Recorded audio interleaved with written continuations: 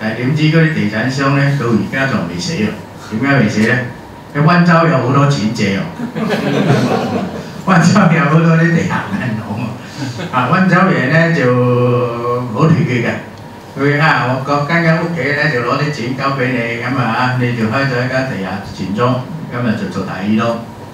咁大家全溫州個個都做第二咯，所以叫做人人貸，即係人人貸款啊！人人貸，有時人咧就借錢俾人嘅，個個都做財主借錢俾人。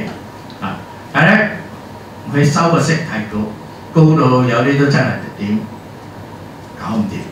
所以最近溫州就出現咗有人走佬啦。就借咗錢，有啲都幾多嘅，借幾千萬咧就唔見咗㗎啦。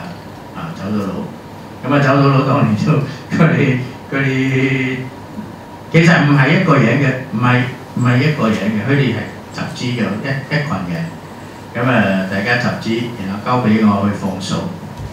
而且佢哋放數咧又唔係好直接嘅，唔係我去借俾個地產商啊，因為我又唔識得個地產商啊，我就借俾一個叫做 A 呢個人，因為 A 嚟同我講佢識得地產商，佢可以借俾地產商。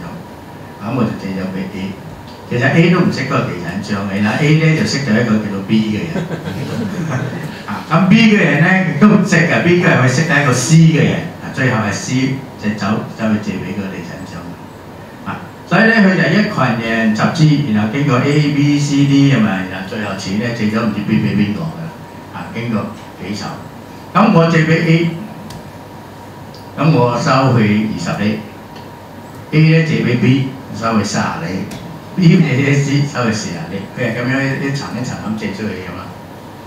咁呢個借到最後嗰個真係借錢嘅人咧，80厘㗎啦。咁佢真係好辛苦㗎啦。